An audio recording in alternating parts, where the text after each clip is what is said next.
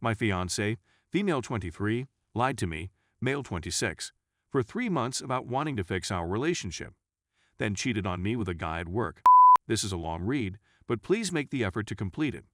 I'd want to share my experience with the rest of the world.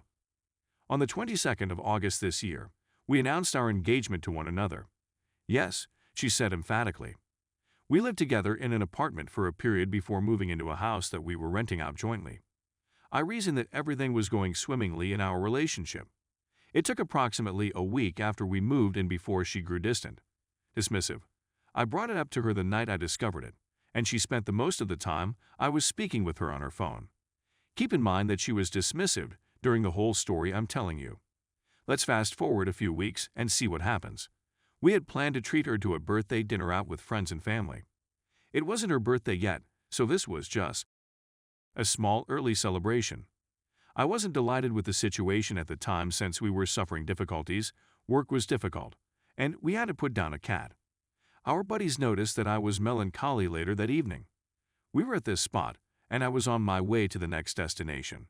Just get over it, she told him. Just be thankful for me since this is the final weekend I will be celebrating my birthday. That night, she grew intoxicated to the point that she needed medical attention, and I was forced to call an ambulance. At some point, she told me that I was dumb for doing it and that I didn't have to do it anymore. Her native state is the state of Ohio. We used to spend a lot of time there visiting her family. When we returned the next weekend, she was dismissive once again. Nothing she said or did was directed towards me, nor did she make any physical contact with me. It was the last night we were there that I broke down and sobbed. I was worried she was going to leave me without a word. When she observed that I was crying, she swiftly stated, "We need a break," and later that night, she told me that she was returning to Ohio to be closer to her family and that she was leaving me. It was clear to her that Ohio would be a repeating theme in her life, and she planned to return with or without me. We never took a break from our labor. We said that we were in need of the services of a professional therapist. I had to go out and get a therapist because she would never go out and find one. We hadn't had any relations up to this moment. Maybe a month from now, when I returned home from work one day, I told her that something needed to be done about this. She informed me that she did not want to have relations with me. Her curiosity in other guys has piqued the attention of others. Due to the fact that she was upfront about the other individuals, I thought she was not cheating on me. She first refused to tell me which guy it was, but she later admitted that it was one of her employees. We went on a date once in an effort to reignite the flames of our relationship. When she texted her boyfriend, "I would prefer to be with you, but I have to be here and pretend as if I wanted to be in this relationship." I knew what she was talking about. When I called her up on it, she responded by inventing this. She also hit me in the face on another occasion when she grew furious with me. And she went on to say that she was not sorry about anything and that I was emotional, which was the reason she didn't want to have relations with me. On the 19th of November, she went on a girls' outing with her friends. My request was for her to come in the night before. At the very least, please reassure me that she is okay. I couldn't care less about who she was or what she was getting up to. What was most important was for her to know that she was safe. She was never in a position to do so. I had to wake her up at 2 a.m. to ask her a question. She said that she was indeed. The next day she returned, claiming that they had planned a night out with the bar staff and that a guy had tried to pick her up. It struck me as odd that she hadn't informed me of this the previous night. Normally, she would do so. I was skeptical, so I checked her phone to make sure she was serious. I learned that she had sent a Snapchat shot of herself and her friend's buttocks to another guy, which I thought was hilarious. I confronted her about it, and she immediately accused me of being odd and creepy for peering at her phone without her permission. She then left the building and went to a friend's house. We had a brief separation for a few hours, but I managed to get her back into my arms after she begged us to sort things out and attend the therapist we had scheduled.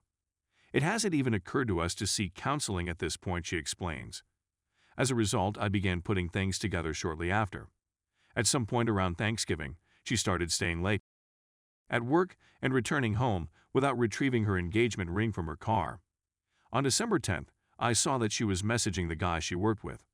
We arrived in the city on December 11th, and I saw she had contacted him a couple times that day as well as the previous day. I was annoyed at the time. The next day, I brought up all of the red flags I had seen and was met with an exclamation of "Oh my, I'm so sorry when you say it all like that, it sounds horrible." This was a conversation in which she grew defensive at first, then did not, and then did so once again. She said that they exclusively spoke about work throughout their conversation. As a consequence, I asked that the texts be read to me. "Trust me, if you read them, I understand what you're going through," she said. "You're going to be angry." Later that night, we had planned to have a game night and spend quality time together as a family. We were playing games when she took a couple quick glances at her phone. She then decided she didn't want to continue playing games. She had worked herself to exhaustion. We sat in bed so that I could watch television, and she sat in a position perpendicular to the television. My suspicions were confirmed when I saw her frantically flicking through her phone, searching for photographs. I'm thinking to myself, she's giving this dude nudes right in front of me, and she is. It seemed like her feet were on top of me. My friend's phone is charging right next to me. As she turned over, I asked if she wanted to charge her phone. She said she did. There was no response from the audience. I expressed 2 more points, but got no response. It sounded as though it was speaking to a stone wall in the background. It was 7 a.m. on December 13th when I finally got up an hour later, slept on the couch, and dumped her. She couldn't put up much of a fight, to be honest with you. She nodded and returned to her desk. She came back later in the day and gave me the ring she had given me. The woman confessed to me that she had been dabbling in relations with this guy at work and that she had been lying about it all. She said she didn't have me in mind when she made the decision. She even wore the ring while she was having an affair with me, which I found rather amusing. Her coworkers were all aware that something wasn't quite right with them, according to her. The length of time that had been going on was something I wanted to know. She stated she didn't sure how long it would take, but it might be many weeks. After I asked her about it, she said I hadn't had with him. At least not yet. She was unable to look me in the eyes for the whole of the conversation, and she made no attempt to apologize. After our conversation, I went upstairs to make touch with other people. I walked back down the stairs.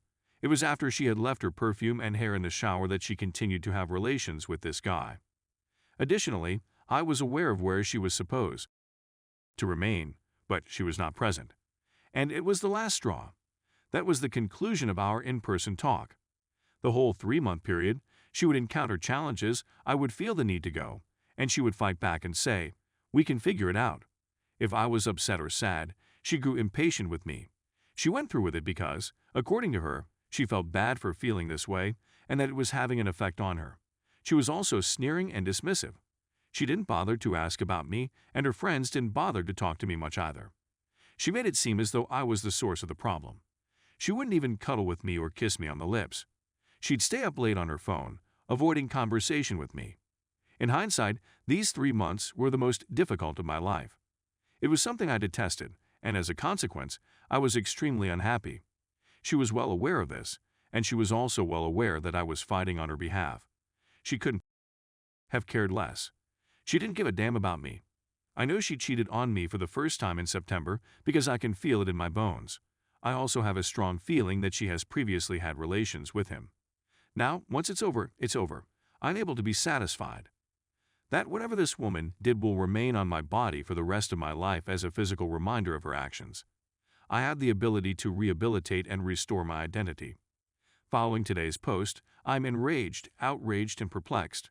However, I instantly feel better since she is no longer giving me discomfort. Any girl who takes advantage of my devotion and lies to me about anything would have my whole contempt. I'm relieved that she's no longer here.